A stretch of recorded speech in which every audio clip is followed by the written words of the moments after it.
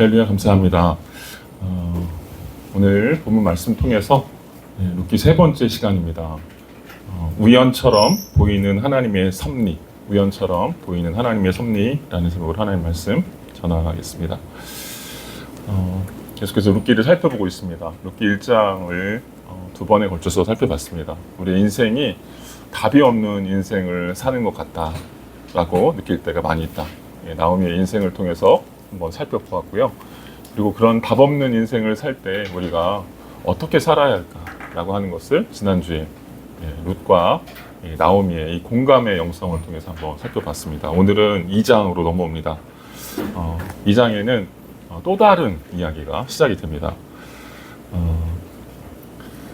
2장을 넘어오기 전에 성경이 1장 마지막 절을 2장과 연결하고 있습니다. 1장 22절에 보면 이렇게 얘기합니다. 베들레헴에 도착했습니다. 그때는 보리추수가 막 시작될 무렵이었습니다.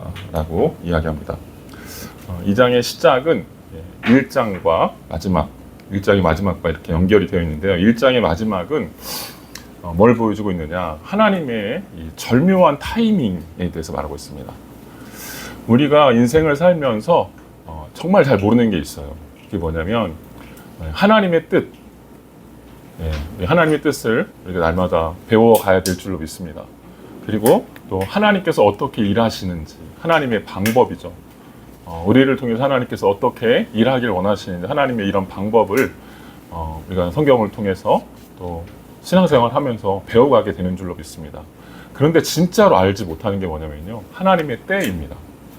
하나님께서 어떻게 우리에게 어떤 시간에 어떤 타이밍에 하나님께서 우리에게 일하실까, 어떻게 이런 일들을 우리에게 나타내실까 하시는 것입니다. 오늘 성경은 그 타이밍에 대해서 이야기합니다. 하나님의 때라고 말하고 있습니다. 룻과 나오미가 이 베들레헴에 돌아왔다고 말을 하고 있는데요. 그때가 보리추수하는 때였다, 이렇게 성경이 말하고 있습니다. 이게 얼마나 절묘한지 2장으로 넘어오게 되면 이 룻과 나오미가 이 보아스를 만나게 되는데요. 이 보아스의 헤세드가 룻기 전체의 신학적인 이 테마라고 말씀드렸어요. 보아스의 헤세드를 힘입어서 룻과 나오미가 무려 6주 동안 1년치 먹을 양식을 다 얻게 됩니다. 이 과정을 2장이 보여주고 있습니다. 그래서 2장은 이 새로운 등장인물을 소개하게 되는데요. 그가 누구냐면 바로 보아스입니다. 이 보아스는 나오미의 남편 엘리멜렉의 친족이었다, 이렇게 말하고 있습니다. 한번 같이 1절 읽어보겠습니다. 시작. 나오미에게는 남편 쪽 친척으로 엘리멜렉 가운데 큰 부자가 하나 있었는데 그 이름은 보아스였습니다. 1절에 여기 엘리멜렉 가문 가운데 큰 부자라고 이야기하는데요. 이 큰 부자라는 표현은 개역개정에는 유력한 자다, 이렇게 써 있어요. 유력한 자. 우리말 성경에는 큰 부자라고 설명을 했는데 어쨌든 유력한 자다라는 표현을 하는데 히브리의 말로 뭐냐면 이시 하일이라는 말입니다. 이 이시 하일이라는 말이 이게 무슨 용어냐라고 했을 때 그것을 잘 설명하는 게 있어요. 그게 뭐냐면 이시라는 말은 남자라는 표현이고요. 하일, 어떤 남자, 이런 뜻이에요. 근데 이 하일을 어떻게 설명하냐면 이 잠언에 보면 에셰트 하일이라는 말이 나옵니다. 그러니까 에셰트는 여자예요. 에셰트 하일. 그러니까 이 하일이라는 단어를 설명할 때 이 여자를 설명하고 있는데 그게 누구냐? 잠언에 아주 유명한 현숙한 여인입니다.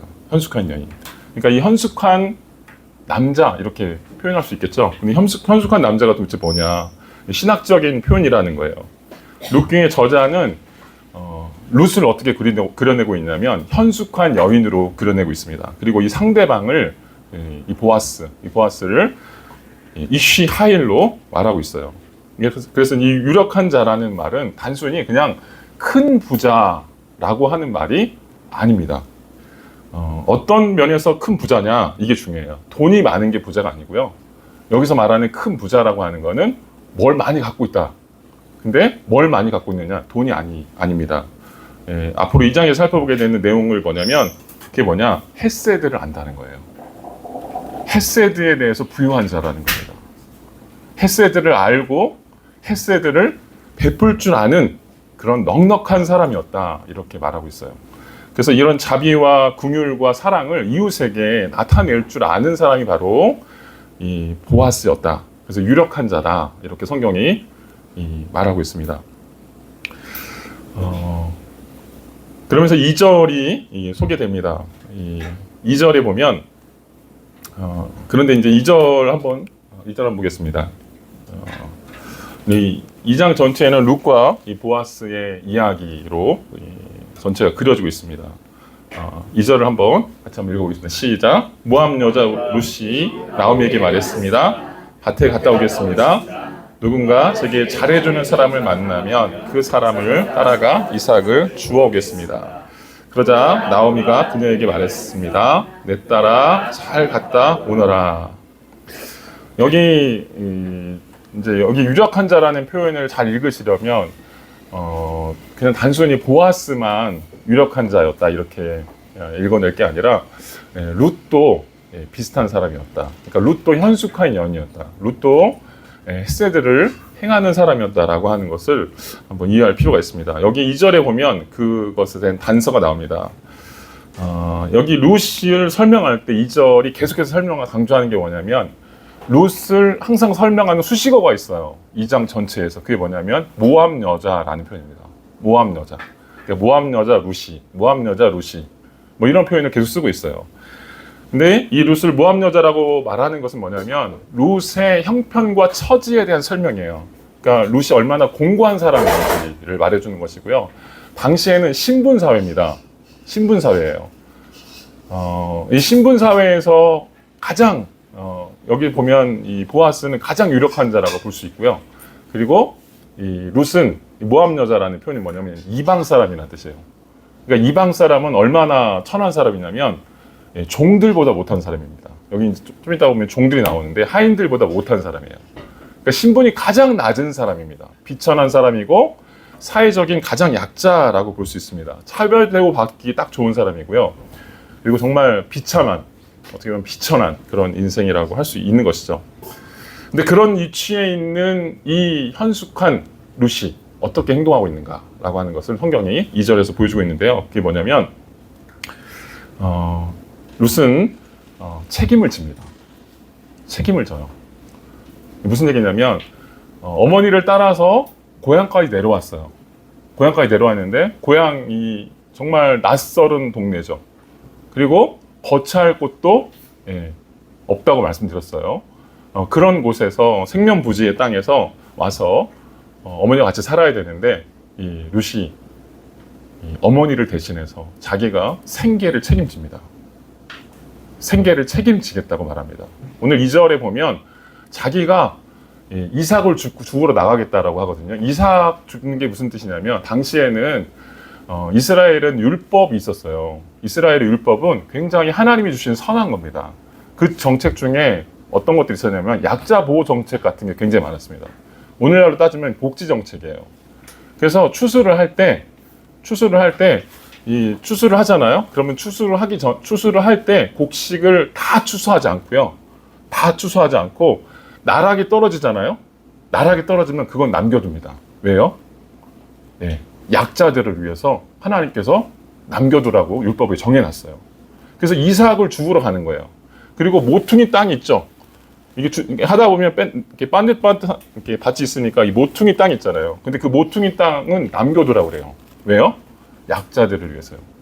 그래서 그 이삭 줍기를 하러 지금 나가는 거예요. 쉽게 얘기하면 적선하러 가는 겁니다.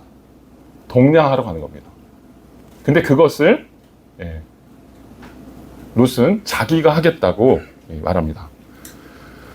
말로만 시어머니에게 헤세드를 베풀겠다고 이렇게 멋있는 말로 포장하면서 온 게 아니고요. 지금 룻의 마음속에는 책임을 지고자 하는 마음이 있어요.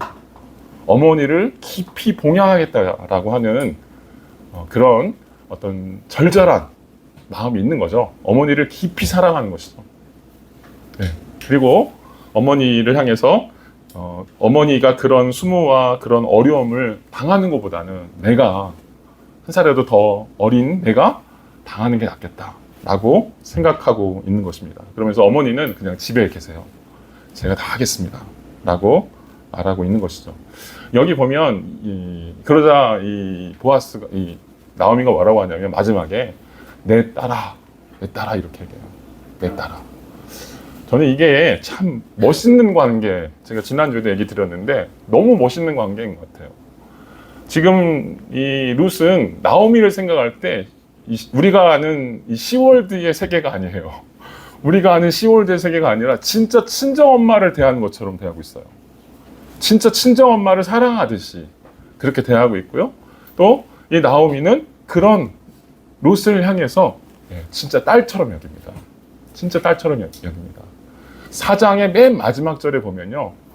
이것이 모든 사람들에게 다 알려졌어요. 그래서 주변 사람들이 뭐라고 하냐면 이 며느리를 가리켜서 당신을 지극히 사랑하는 며느리라는 표현을 써요. 사람들도 그것을 알 만큼 이 둘의 관계가 매우 깊은 관계였다라고 하는 것들을 말해주고 있습니다. 룻은 헤세드를 그냥 단순히 그냥 모양만 내는 게 아니고요. 자신의 인생 전체를 또 희생해가면서 그 헤세드를 행하려고 했던 사람이라고 하는 것을 말하고 있습니다. 어쨌든 그렇게 하면서 룻이 이삭 죽기를 하러 나갑니다. 자, 이때 3절과 4절이 소개가 되는데 이 3절과 4절에서 우리가 주목할 단어가 있습니다. 한 번씩 나옵니다. 한번 뭐가 써 있네요. 우연히 그리고 바로 그때라고 하는 단어인데요. 여기 3절에 보면 이렇게 얘기합니다. 그러자 그녀는 밖으로 나가 추수하는 사람들을 따라 밭에서 이삭을 줍기 시작했습니다. 그런데 우연히도 그녀가 일하고 있던 곳은 엘리멜렉의 친척인 보아스의 밭이었습니다. 4절 바로 그때 보아스가 베들레헴에서 도착해 추수하는 사람들에게 말했습니다. 여호와께서 너희와 함께 하시기를 원한다. 그들이 대답했습니다. 여호와께서 주인 어른께 복 주시기를 빕니다. 3절과 4절에서 주목할 단어는 우연히 그리고 바로 그때라는 표현입니다. 룻은 우연히 보아스의 밭에 들어갔고요. 그리고 때마침 보아스가 그 밭에 들리게 됩니다. 우연의 연속이죠.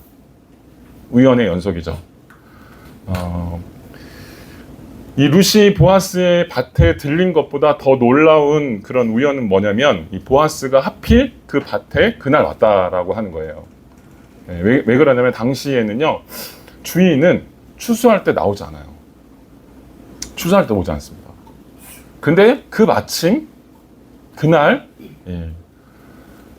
룻이 들렸던 그날 보아스가 그 추수하는 현장에 등장했다라고 하는 것이죠. 그리고 왔습니다.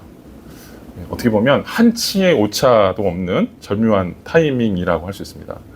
여기서 알 수 있는 게 뭐냐면 룻기의 저자가 하나님의 역사를 드러내는 방식이에요. 룻기의 어떤 기술 특징인데요. 그게 뭐냐면 하나님의 역사를 의도적으로 숨기려고 한다는 거예요.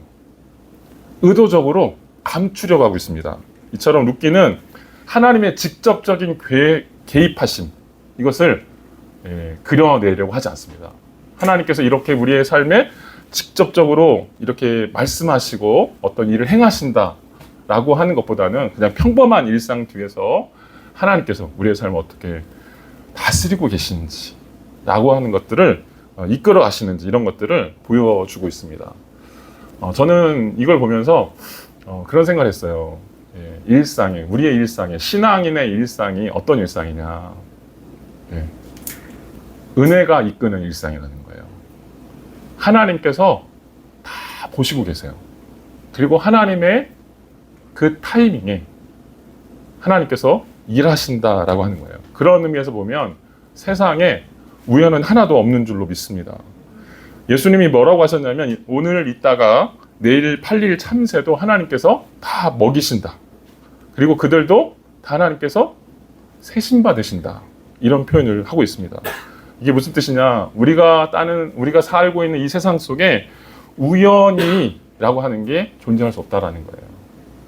여러분이 우연히 이 땅에 온 걸까요? 우연히 여러분이 이 교회에 오게 된 걸까요? 세상 사람들은 우연이라고 말해요.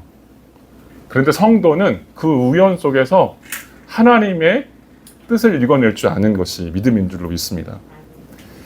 그래서 우리는 하나님의 섭리와 계획 속에 일하고 있는, 어떻게 보면 하나님의 섭리 속에 하나님께서 우리를 직접 던지신 거예요. 파견하신 겁니다. 그리고 그 파견된 존재들로 우리가 이 땅을 살고 있는 줄로 믿습니다. 그래서 성도의 믿음이 뭐냐? 성도의 실력이 뭐냐? 우연이라는 말을 섭리로 읽어낼 줄 아는 겁니다. 여러분의 삶 속에 우연은 없습니다. 여러분이 어떻게 예수 믿었든지 여러분은 우연이라 생각할 수 있어요. 그런데 그 뒤에 누가 있었을까요? 하나님께서 함께하고 계셨던 겁니다. 하나님의 뜻이 하나님의 때에 일하고 계셨던 줄로 믿습니다. 그러면서 그러면 그런 의미에서 우리가 해야 될 게 뭐냐면 하나님께서 우리를 향한 이런 관심을 읽어낼 줄 알아야 돼요. 읽을 수 있어야 됩니다. 그리고 그런 관심에 대해서 어떻게 될까요? 진심으로 감사히 여기는 거죠. 오늘도 하나님께서 내 삶을 이끌고 계시는구나. 그리고 감사히 여기고, 그리고 은혜에 합당한 자로서 내가 오늘도 하루하루를 살아내는 것, 하나님께서 원하시는 것이 무엇인지를 묻고 그 삶에 대해서 감사하며 살아내는 것, 이것이 뭐냐? 사명인 줄로 믿습니다. 첫 번째로 1절부터 4절 통해서 하나님께서 우리의 일상을 우연이라고 여기는 그런 일상 속에서 하나님의 때를 발견할 수 있어야 된다라고 하는 것들을 한번 살펴봤고요. 하나님께서 섭리 중에 우리를 읽고 계시다라고 하는 거. 두 번째로 우리가 생각할 수 있는 것은 뭐냐면 은혜를 구하는 자에게 허락된 만남입니다. 5절부터 보아스와 룻이 드디어 이제 만남이 시작됩니다. 가슴 떨리는 이야기, 운명 같은 그런 사랑의 이야기가 시작됩니다. 근데 저는 이걸 보면서 이런 생각이 들었어요. 은혜를 구하는 자에게, 은혜를 구하는 룻에게 허락된 만남이다 라는 생각이 들었습니다. 그야말로 우연이 아닌 운명이죠. 이런 걸 운명이라고 하는 거죠. 은혜를 구하는 룻에게 은혜가 이끄는 만남이 무엇인지를 성경이 아주 건조하게, 정말 감정이라고는 찾아볼 수 없이 다 빼고 담백하게 그려내고 있습니다. 7절에 보면 여기서 우리가 한번 생각해 볼 게 있어요. 먼저 이 룻의 만남을 생각하기 전에, 룻이 얼마나 대단한 사람인가를 먼저 살피기 전에, 그 보아스가 얼마나 대단한 사람이었는지를 살펴보기 전에 룻이 그러면 어떤 사람이었는지를 한번 볼 필요가 있습니다. 7절에 보면 룻에 대한 설명이 나오는데요. 같이 한번 읽어볼까요? 시작. 그녀가 추수하는 사람들을 따라가며 이삭을 죽게 해달라고 말했습니다. 그러더니 아테나가 아까 잠깐 집에서 쉰 것 외에는 아침부터 지금까지 저렇게 계속 열심히 일하고 있습니다. 6절에 보면, 그 7절이죠. 앞부분 6절에 보면 하인이 보아스에게 룻을 소개합니다. 모압 여인 룻이라고 말합니다. 굉장히 보잘것없고 힘없는 그런 여인이라고 말씀드렸습니다. 그때는 7절에 룻을 소개하면서 7절에 갑자기 하인이 얼마 보지도 않았잖아요. 근데 얼마 보지도 않았는데 입에 침이 마르도록 칭찬을 이어갑니다. 그러면서 몇 가지로 이렇게 설명을 하고 있는데, 첫째로 룻이 어떻게 보면 약자잖아요. 사회적인 약자. 그래서 율법이 정해놓은 그런 사회적 약자에게 베풀 수 있는 그런 합당한 권리가 아까 이삭 죽기라고 말씀드렸어요. 이삭 죽기를 하는 사람들은 정말 형편이 어려운 사람들. 그래서 딱 정해놨어요. 고아와 과부와 나그네. 이렇게 정해놨어요. 약자를 딱 구약이 딱 정해놨습니다. 여기서 고아 같은 사람이죠. 그리고 보면 과부죠. 그리고 나그네보다 못한 사람이 이방 여인이에요. 그러니까 이 세계에 다 속하는 사람이니까 당당하게 가서 주실 수가 있는 겁니다. 그런데 들어오기 전에, 밭에 들어오기 전에 정중하게 허락을 구해요. 허락을 구합니다. 제가 이 밭에 들어가서 이삭을 주어도 되겠습니까? 라고 종에게 허락을 구하죠. 사실 아까 제가 말씀드렸죠. 주인이 밭에 나오지 않는다. 그러니까 이 밭을 추수하는 권리는 누가 있느냐? 다 종이 갖고 있어요. 이 종이 모든 권한을 행사하는 겁니다. 그래서 종에게 어떻게 보면 세상을 살다가 그러면 안 되겠지만 세상을 살면서 인생이 좀 고단하고 또 인생에서 상처를 많이 입게 되면 어떻게 될까요? 이게 좀 거칠어지잖아요. 거친 부분이 생기잖아요. 그래서 룻도 충분히 그럴 수 있음에도 불구하고 그렇지 않습니다. 그리고 얼마나 공손하게 보이는지 하인이 그걸 보고 주인에게 보고하기를 이 사람은 굉장히 예의 바른 사람입니다. 굉장히 마음이 선한 사람인 것 같습니다. 겸손한 사람인 것 같습니다. 이런 얘기를 하죠. 그리고 둘째로 이렇게 얘기합니다. 아침부터라는 말을 쓰는데 아침부터 왔다. 아침부터 왔다. 이런 얘기를 하면서 추수가 시작되자마자 아침 일찍부터 와가지고 그렇게 일을 했다. 그리고 세 번째로 집에서 잠깐 쉰 거 빼고 지금까지 한 번도 쉬지 않고 일하고 있다. 이렇게 그의 성실성을 이야기하고 있습니다. 이걸 보면 룻이 보아스를 만나게 되는 그 장면하고 연결점인데요. 만나기 전에 룻을 설명할 때 성경이 어떻게 그려내고 있느냐? 은혜에 합당한 사람, 은혜를 구하는 사람의 삶의 자세가 무엇인지를 한번 생각해 보게 만들어요.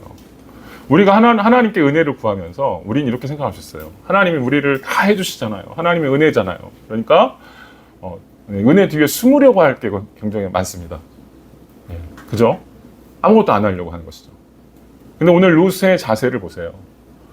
자신의 일상에 대해서 최선을 다하는 것이죠. 이게 뭐냐? 은혜를 구하는 사람의 삶의 자세라는 거예요. 은혜가 뭐예요? 은혜에 합당한 삶을 요구하는 것이에요. 제가 은혜를 굉장히 강조하지만 은혜가 무엇을 우리로 하여금 이끌게 만들까요? 더 나은 사람이 되라고. 모든 부분에서요. 인격적으로나 또 성실적인 부분에서나 모든 부분에서 어떻게? 더 나은 사람이 되라고 요구하는 것이죠. 오늘 룻은 일을 할 때 대충 하지 않습니다. 최선을 다해서 일합니다. 그리고 그것을 하루 본 사람이 알아차릴 정도로 최선을 다하는 삶의 모습을 보여주고 있다라고 하는 것이죠. 이럴 때 어떻게 하셨을까요? 하나님께서 보고 도와주실 줄로 믿습니다. 그리고 실제로 하나님께서 도와주십니다. 5절부터 드디어 보아스를 만나게 되는 8절 9절이 시작되는데 먼저 5절을 한번 볼 필요가 있습니다. 여기 보아스와의 만남을 성경이 어떻게 그려내고 있냐면 은혜를 알고 은혜를 베푸는 보아스로 그려내고 있습니다. 단순히 제가 아까 보아스를 처음부터 그냥 유력한 자다. 유력한 자는 헤세드를 아는 자다. 이렇게 말씀드렸어요. 다시 얘기하면 은혜를 아는 자입니다. 은혜에 대해서 부유한 사람이에요. 그래서 은혜를 구하는 룻에게 하나님은 룻에게 합당한 그런 헤세드를 알고 헤세드를 베푸는 사람, 그 보아스를 만나게 하십니다. 이 보아스에 대한 단서가 5절에 나오는데요. 5절에 보면 5절에 이런 표현이 나옵니다. 보아스가 밭에 와서 보자마자 저 여인이 누구냐 이렇게 이야기하는 장면이 나와요. 근데 이것은 무슨 얘기냐면 보아스의 관심사를 알 수 있습니다. 보아스의 평소의 관심사가 무엇이었는지를 알 수 있게 해요. 그게 뭐냐면 한번 이렇게 생각해 보세요. 이게 지금 자기가 관할하는 땅이 있는데 그 땅에 수없이 많은 가난한 약자들이 찾아옵니다. 그죠? 수없이 많은 사람이. 보아스의 평판이 굉장히 좋은 사람이었던 것 같습니다. 그러니까 어떻게 할까요? 저 집에 가면 많은 거 얻을 수 있어. 그러니까 한두 명이 올까요? 수십 명이 오겠죠. 수백 명, 어떨 때 많이 오겠죠. 정말 많이 오겠죠. 근데 그 약자들을 보아스가 다 알고 있어요. 다 알고 있습니다. 근데 딱 보니까 못 보던 사람이 있는 거예요. 못 보던 사람이 있는 거예요. 그러니까 바로 알아차리고 저 여인이 누구냐 이렇게 말하고 있었다라고 하는 것이죠. 그러니까 보아스는 이미 헤세드에 대해서 굉장히 관심이 많은 사람이었어요. 그리고 하나님의 은혜가 무엇인지를 깊이 묵상하고 그리고 그 헤세드를 자신의 인생 속에서 베풀기 원하는 그런 인생을 살고 있었다라고 하는 것을 5절에서 알 수 있습니다. 자, 이렇게 헤세드를 베풀기 원하는 보아스, 그리고 헤세드를 자신의 인생의 어떤 목표, 이 신앙생활의 목표라고 생각했던 이 보아스 입장에서 이 룻을 만난 사건을 어떻게 해석할까요? 한번 이 보아스의 입장에서 한번 이 상황을 볼 필요가 있습니다. 그러니까 약자에게 관심이 많았던 이 보아스가 룻과 이 나오미의 이야기를 이미 알고 있었을 것이라고 하는 것은 당연히 알 수 있습니다. 실제로 나중에 이 룻을 만나고 나서 그 얘기를 합니다. 내가 다 알고 있었다. 홀로 된 나오미가 과부가 된 며느리를 데리고 돌아왔다는 이야기를 이미 며칠 전에 있었던 이야기지만 알고 있었던 것 같습니다. 그리고 그 나오미가 데려온 그 룻을 이제 드디어 저 여자가 룻이다, 이방 여자 룻이다라고 하는 하인의 이야기를 듣고 알게 됐습니다. 그리고 이 사건을 보아스가 어떻게 받아들였을까 한번 생각해 볼 필요가 있습니다. 어떤 주석에 보니까 이 보아스는 이렇게 이야기했다고 합니다. 생각했다고 합니다. 복잡하게 생각하지 않았다라고 한 것이죠. 하나님께서 자신의 밭에 룻을 보내어 주셨다라고 생각했습니다. 하나님께서 자신의 밭에 룻을 보내어 주셨다. 그 이유가 뭐냐? 하나님께서 나를 통해서 그를 돕기를 원하신다. 돕기를 원하신다. 라고 생각했던 것이죠. 이게 뭐냐? 헤세드입니다. 헤세드입니다. 그러니까 보아스는 어떻게 그려지고 있냐면 이 성경 전체가, 룻기 전체가 헤세드로 쭉 연결돼 있어요. 1장에도 보면 룻이 시어머니에게 따라가겠다라고 하는 것이 헤세드였다고 말씀드렸죠. 예. 그리고 또 나오미의 인생 속에서도 그 망한 삶이잖아요. 정말 쫄딱 망한 이 삶에서 자신은 망해도 되니 너희들은 고향으로 돌아가라 라고 하는 그 어머니의 마음 속에서 헤세드를 읽을 수가 있어요. 그죠? 그리고 또 2장에서 만나게 되는 보아스 역시도 유력한 자다. 더 헤세드가 더 많은 사람이에요.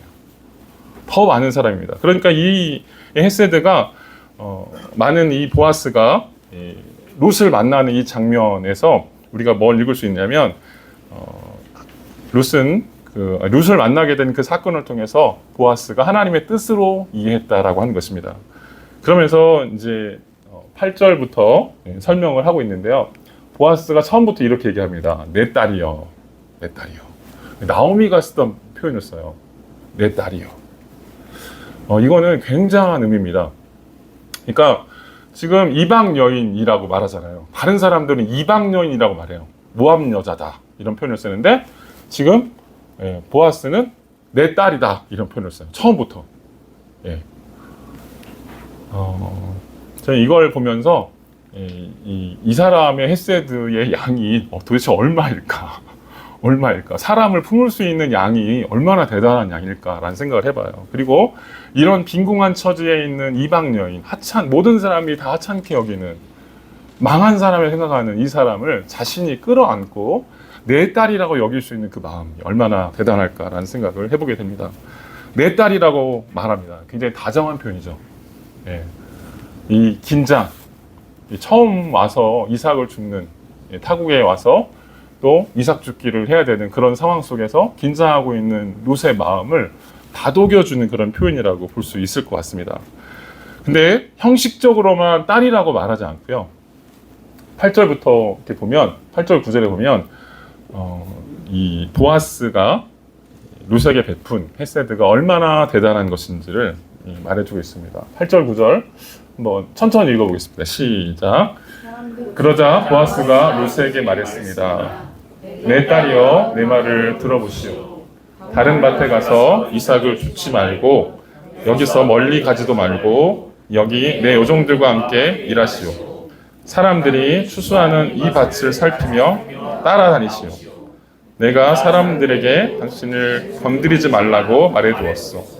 그리고 목이 마르면 가서 젊은이들을 채워놓은 물병에서 물을 따라 마셔도 되오. 예. 여기 너무 많은 이야기들이 들어가 있어서요. 예, 그냥 쑥쑥 지나가기 쉬운데 굉장히 중요한 내용들이 들어가 있습니다. 첫 번째로 이삭을 주우러 다른 밭에 가지 마라. 이삭을 주우러 다른 밭에 가지 마라. 이런 얘기를 합니다. 이게 무슨 얘기냐면 이 밭에 있으면, 내 밭에 있으면 내가 먹고 살게 해줄게. 이 표현이에요.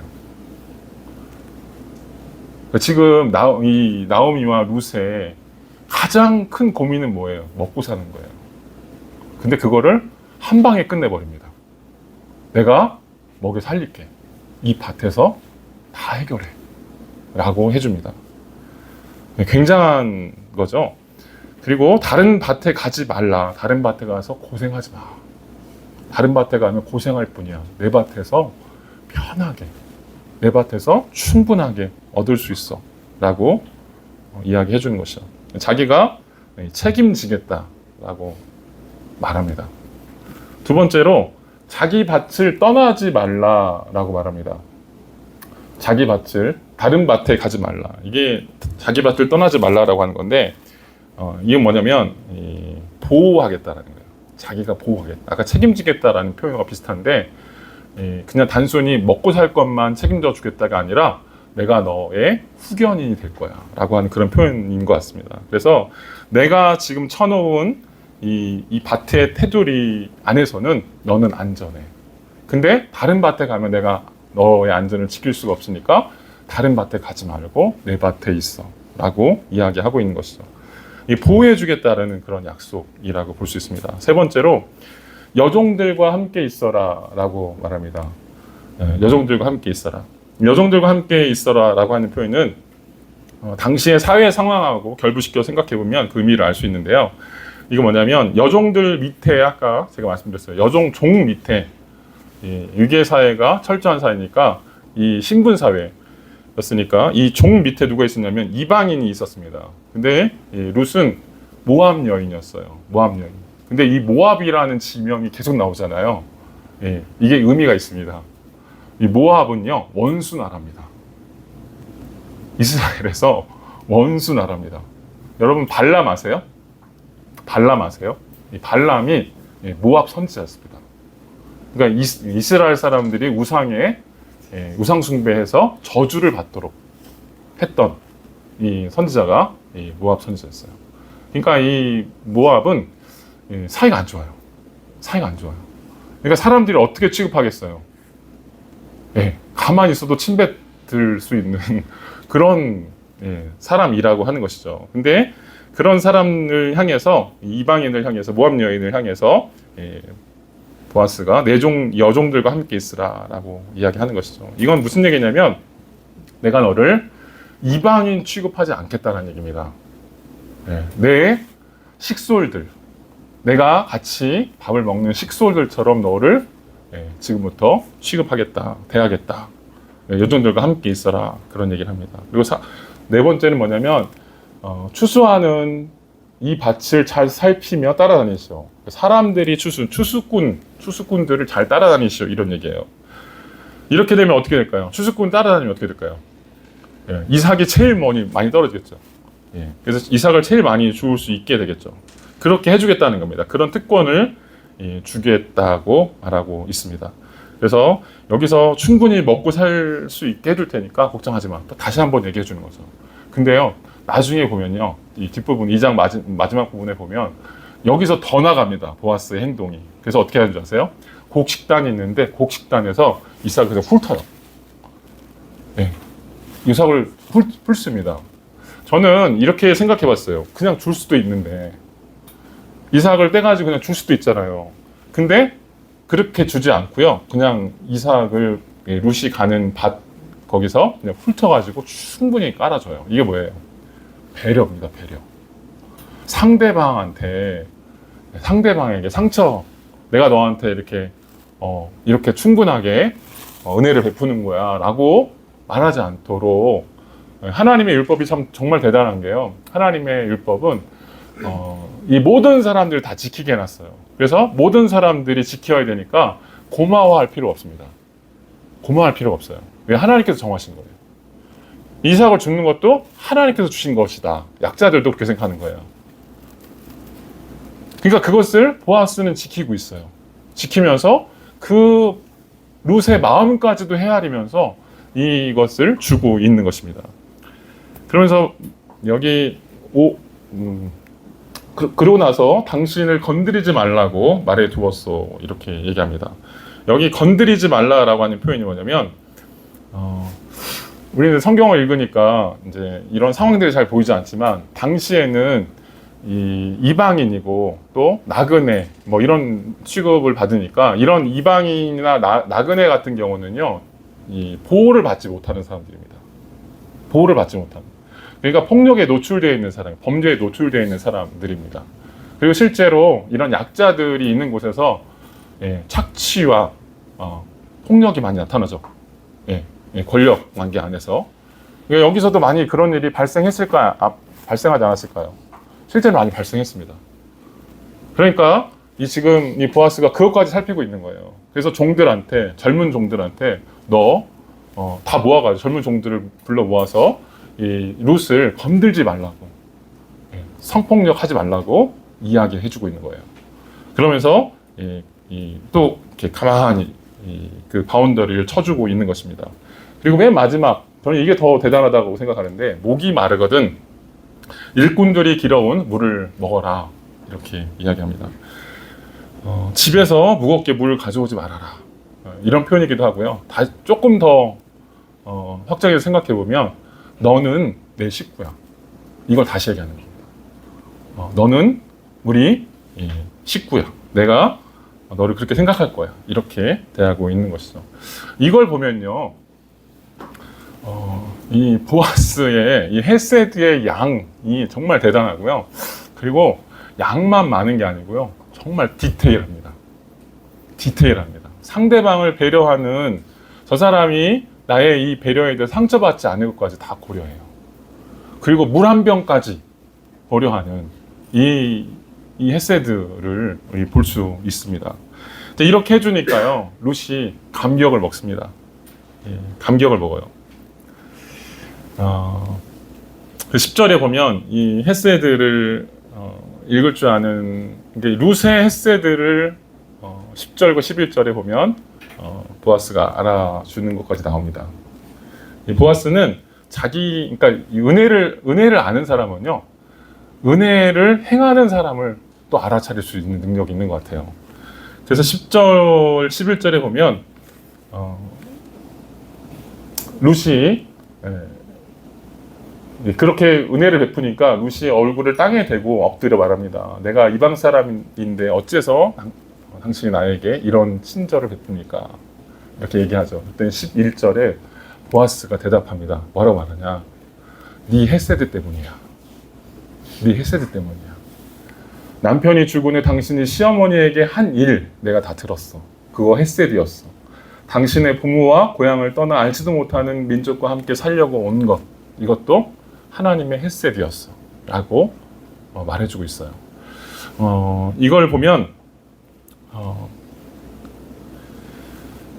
룻의 이 헤세드에 대해서 이 보아스는 알아차리고 있어요. 룻이 한 행위 전부가 하나님을 사랑하는 마음에서 나온 것이다 라고 하는 것들을 알아차리고 있습니다.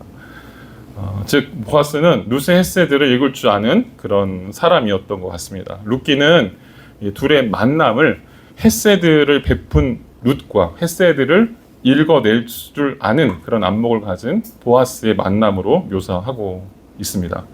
이 보아스의 행동들도 다 마찬가지에서 이런 그 헤세드에 대한 행동들로 이해할 수 있습니다. 이 보아스가 이런 얘기도 해요. 이방 여인에 불과한 네가 시어머니에게 이렇게 헤세드를 베풀고 여기까지 왔는데 하물며 하나님을 사랑한다라고 말하는 내가 너보다 더 적게 햇새를 베풀 수 있겠느냐라고 말하면서 더 못해서는 안 된다 이런 얘기를 하면서 이런 햇새에 대한 마치 무슨 칼을 겨루는 것 같아요. 서로 내공을 겨루는 것처럼 이렇게 이야기하고 있는 것 같습니다. 저는 이걸 보면서 이런 생각을 했어요. 룻과 보아스의 만남은요, 일단 성경이 어떻게 그려내고 있느냐, 우연이 아닙니다. 우연이 아닙니다. 그런데 그 우연이 아닌 것 속에 하나님께서 뭘 이끄시냐, 하나님의 타이밍 속에 이끄시는데, 근데 그 타이밍 속에 하나님의 방법이 녹아져 있어요. 하나님 이끄시는 방법, 하나님의 뜻 이런 것들이 있습니다. 그게 뭐냐, 헤세드를 읽을 줄 아는 사람이었다라고 하는 거예요. 또 헤세드를 베풀 줄 아는 사람이었다는 거예요. 우리가 청년들이 많지는 않지만 우리가 제가 예전에 뭐 청년들이 가끔 이제 이렇게 결혼 배우자 위해서 기도한다 이런 표현을 쓰면서 정말 보아스 같은 남자를 만나게 해달라 이렇게 기도하는 청년들이 실제로 많이 있었습니다. 근데 이 오늘 본문을 보면서 생각할 수 있는 게 뭐냐면 헤세드를 보아스 같은 그런 헤세드를 읽을 줄 아는 사람을 만나게 해달라 이렇게 기도하기 전에 어떻게 해야 돼요? 우리가 룻처럼 헤세드를 베풀 수 있어야 돼요. 그래야 하나님께서 그런 만남을 허락하시는 줄로 믿습니다. 그런 만남이 진짜 복된 만남이죠. 네 번째로 보아스의 따스한 이런 격려와 이런 위로 앞에 룻이 감사하는 장면이 그려지고 있습니다. 12절과 13절에 보면 룻이 12절은 보아스가 한 말입니다. 보아스가 이렇게 축복합니다. 여호와께서 당신의 행실에 대해서 갚아주실 것입니다. 당신이 이스라엘의 하나님 여호와의 날개 아래로 보호받으러 왔으니 그분께서 당신에게 넉넉히 갚아주실 것입니다. 그랬더니 13절에 룻이 대답합니다. 내 주여, 내가 당신 앞에서 은총을 얻기를 원합니다. 내가 당신의 여종들만도 못한데 나를 이렇게 위로해 주시고 이렇게 다정하게 말씀해 주십니까? 이렇게 말하죠. 저는 이런 관계가 정말 대단한 관계다라는 생각을 해보고요. 벌써 만나자마자 서로의 헤세드에 대해서 알아차리고 그리고 진정으로 위해주는 그런 관계인 것 같습니다. 룻의 이 보아스는 룻의 인격에 대해서 탐복하고 있어요. 이방 여인인 네가 어떻게 하나님의 헤세드를 알고 이런 헤세드를 베풀었느냐라고 말하면서 그를 축복합니다. 그러면서 여기 12절에 보면 이런 표현이 나와요. 여호와께서 당신의 행실에 대해서 갚아주실 것입니다. 당신은 이미 하나님의 은혜의 날개 아래 있습니다. 당신은 이미 하나님의 헤세드 안에 하나님께서 이끄시는 삶 안에 당신이 있습니다. 거하고 있습니다. 이런 표현을 합니다. 그러면서 하나님께서 당신에게 갚아주실 것입니다. 이렇게 이야기합니다. 이 말에 룻이 굉장히 위로를 받습니다. 그래서 실제로 자기가 위로를 받았다라는 표현을 쓰고 있어요. 한번 생각해 볼 필요가 있습니다. 룻이 지금 시어머니를 따라서 오긴 했지만 아까 제가 말씀드렸어요. 계속 말씀드리지만 우리의 인생의 결정이라고 하는 것이 답 없는 결정이다. 답 없는 선택이다. 룻의 마음속에 이것이 하나님의 뜻이다라고 생각하고 했지만 미래가 보일까요? 여전히 불안하죠. 여전히 불안하죠. 그런 인생 속에서 여전히 불안한, 여전히 어떻게 살아야 될지, 자신이 과연 제대로 옳은 선택을 한 것인지, 아니면 진짜 세상 사람들이 이야기하는 바보 같은 결정을 한 것인지 모르는 그 상황 속에서 이 보아스 같은 남자가 은혜를 아는 사람이 헤세드를 베풀 줄 아는 헤세드로 충만한 이 사람이 와서 당신은 이미 헤세드 안에 있습니다. 당신은 이미 하나님의 은혜 안에 있습니다. 당신이 행한 이 결정은 하나님의 뜻대로 한 결정입니다. 라고 도장을 찍어주는 거예요. 도장을 찍어주는 거예요. 그러니까 어때요? 룻의 마음이 너무 감사하는 거죠. 위로가 되는 거죠. 저는 교회가 이런 말로 넘쳐났으면 좋겠어요. 우리가 힘들 때, 아플 때 어때요? 그런 위로와 격려를 받으면 어떻게 될까요? 살아나죠. 살아나죠. 룻이 이삭 주우러 왔다가 영혼이 살아납니다. 보아스를 만나고 보아스의 그 축복 앞에 영혼이 살아납니다. 위로를 얻습니다.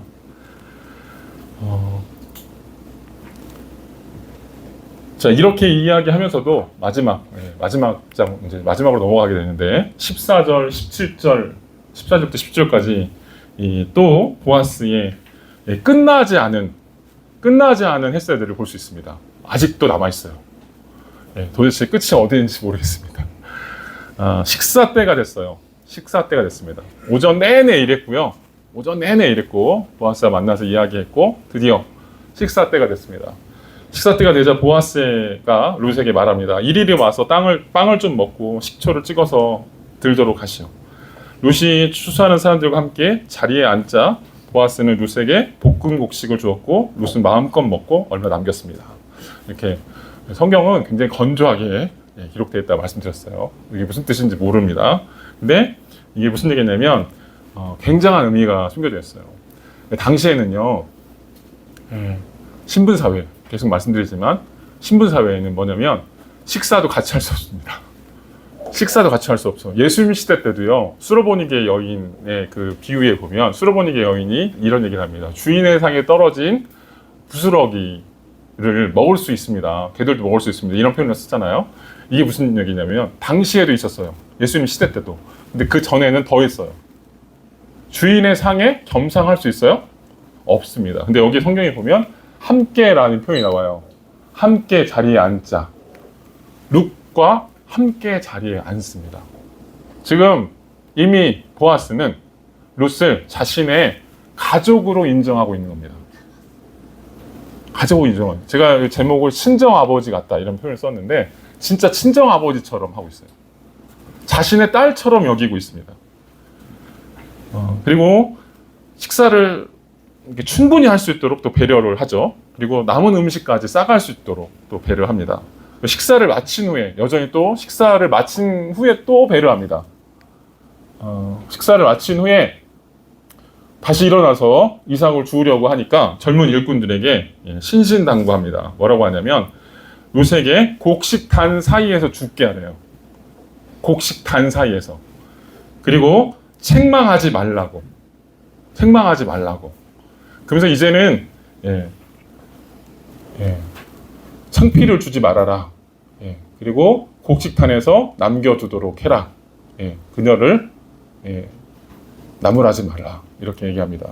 그리고 곡식단에서 다 얼마를 남겨두라는 게 뭐냐면 이렇게 다 뿌려가지고 주라는 거예요. 다 주라는 겁니다.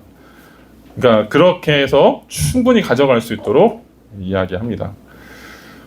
그리고 17절 룻도 대단해요. 저녁까지 저녁 끝날 때까지 줍습니다. 주어서 이것을 다 계산해 보니까 성경이 뭐라고 하냐면 보리 한 에바가 되었다 이렇게 이야기합니다. 이 보리 한 에바가 뭐냐면 우리나라 양으로 환산하면 22리터에 해당하는 양입니다. 하루 동안 22리터를 준 거예요. 22리터가 이렇게 잘 와닿지 않으시죠? 이게 당시에 그 식사 양으로 환산해 보면 무려 15일치, 한 보름치의 양식을 먹은 거라고 합니다. 이렇게 주운 거라고 합니다. 근데 23절의 맨 마지막 절에 보면 이 기간, 보아스가 이 밭에서 룻으로 하여금 이삭 죽기를 허용한 이 기간이 보리추수와 밀추수까지였다 이렇게 말하고 있거든요. 이 기간이 언제냐? 6주입니다. 6주. 그러면 15일치, 하루씩 15일치를 계산해가지고 6주를 계산하면 얼마의 양일까요? 1년치입니다. 1년치. 먹을 거를 다 해결하게 해준 겁니다. 다 해결하게 해준 겁니다. 이런 은혜를 받고 나오미가 나 이제 시어머니에게 오죠. 이제 은혜를 받고 집으로 이제 오게 됩니다. 그리고 시어머니가 그것을 보자마자 깜짝 놀래가지고 네가 어디서 이걸 났냐? 도대체 어느 밭에 갔냐? 이 주인이 누구냐? 내가 그 사람을 축복해야겠다. 막 이렇게 막 물어봅니다. 그랬더니 드디어 이제 룻이 이야기합니다. 제가 있었던 밭은 보아스의 밭이었습니다. 이렇게 얘기를 합니다.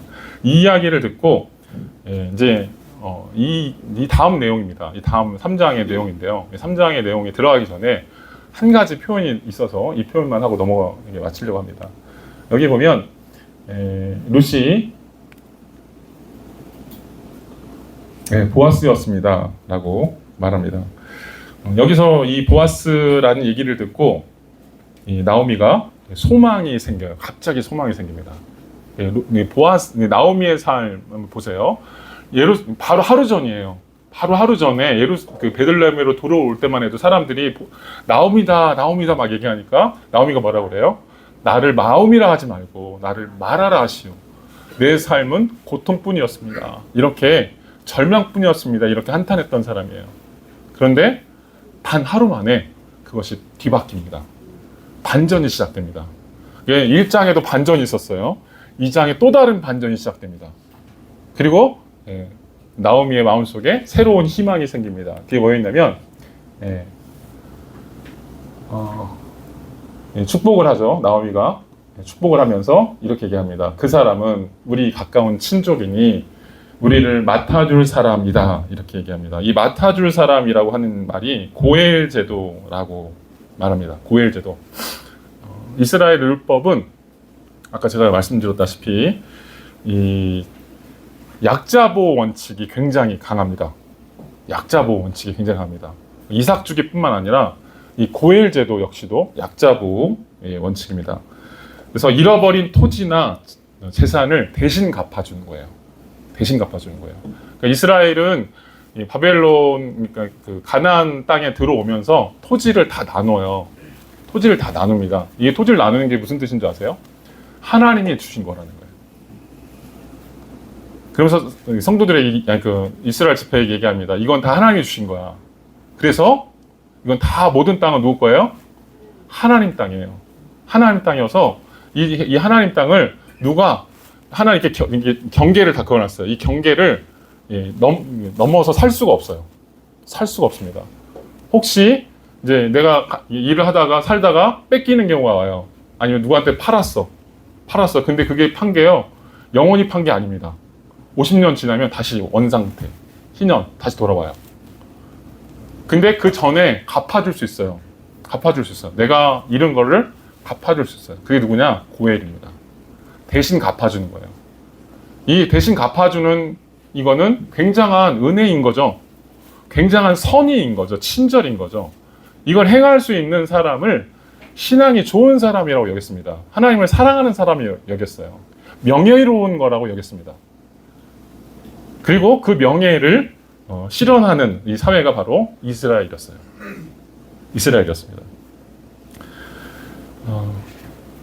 이 고엘 제도는 여기서 나오미가 이 고엘 제도를 통해서 자신의 잃어버린 삶을 갚아줄 수 있는 사람을 생각하게 됩니다. 그리고 사실 이 보아스의 의미는, 이 보아스의 이 고엘 제도는 예수 그리스도의 십자가 대속 사건을 상징하는 사건입니다.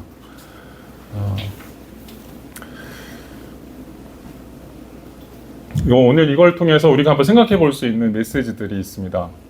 시간이 다 됐네요. 첫 번째는 우리의 만남이 우연이 아닙니다.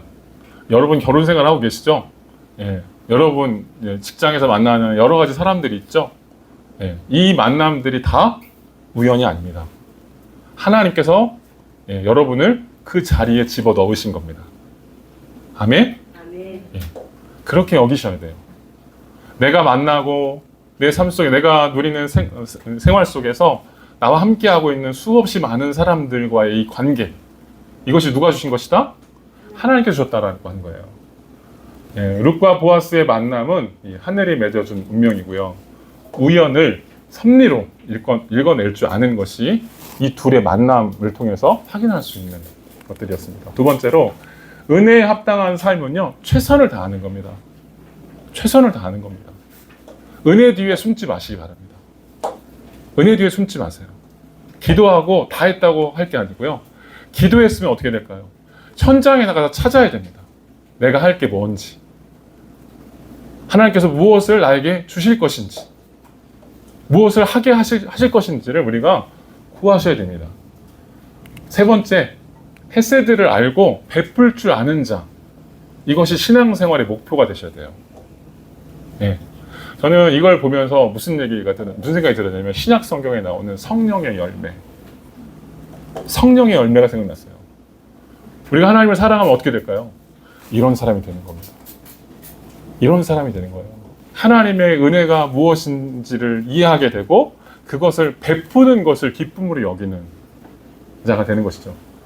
이 보아스는 보아스의 유력한 자의 뜻이 뭐냐? 공동체 전체를 살피고자 하는 그런 넉넉한 마음을 가진 사람이다. 저는 이거 보면서 좀 부끄러운 마음이 들었어요. 아직도 멀었다. 라는 생각 들고 우리 신앙생활이 이런 목표를 향해서 내달아야 할 줄로 믿습니다. 마지막 네 번째, 고엘에 대한 소망입니다. 고엘에 대한 소망. 나오미의 이 절망은요, 고엘에 대한 소망으로 새롭게 피어나기 시작합니다. 이 고엘의 모형, 이 고엘은 예수 그리스도의 십자가 사건의 모형입니다. 예수님께서 우리 인생의 죄를 대신 갚아주시기 위해서 이 땅에 오신 줄로 믿습니다. 우리가 십자가를 사랑해야 될 이유가 여기 있어요. 십자가를 사랑해야 될 이유가 여기 있습니다. 로마서 5장 8절에 보면 이런 얘기합니다. 우리가 아직 죄인 되었을 때, 말하의 삶이죠. 여전히 죄인 되었을 때 그리스도께서 우리를 위하여 죽으심으로, 그리스도를 위해서 우리를 위해 죽으신 게 고엘입니다. 하나님께서 우리에 대한 자기의 사랑을 확증하셨습니다. 이것이 헤세드입니다. 여러분, 십자가는요, 고린도 교회에 바울이 보낸 편지에 보면 십자가의 도에 대해서 이렇게 얘기합니다. 이 고엘 제도에 대한 소망을 말하고 싶은데요. 왜 십자가가 우리의 소망이 되어야 될까요? 바울은 고린도 교회를 향해서 십자가는 믿지 않는 사람들에게는 미련한 것이지만 믿는 우리에게는 하나님의 능력이요 지혜입니다 라고 말했어요. 여러분, 우리가 믿는 기독교는요, 세상이 알 수 없는 종교입니다. 세상에 이해할 수 없는 종교입니다. 세상 사람들이 보기에는 십자가를 자랑하는 것이 미련한 것처럼 보여요. 그러나 우리가 그것이 진짜 능력이고 그것이 진짜 하나님의 지혜인 것을 우리 신앙생활 속에서 담아내야 될 줄로 믿습니다. 그걸 진짜 알아내야 될 줄로 믿어요. 이거 진짜 소망이다. 왜냐하면 십자가를 통해서 하나님께서 우리에게 부활의 소망을 주겠다는 거예요. 여러분을 하나님의 영광의 찬송으로 만드시겠다라고 오늘 우리에게 말씀하고 계시는 줄 믿습니다. 기도 마치겠습니다. 하나님 아버지, 오늘 우리에게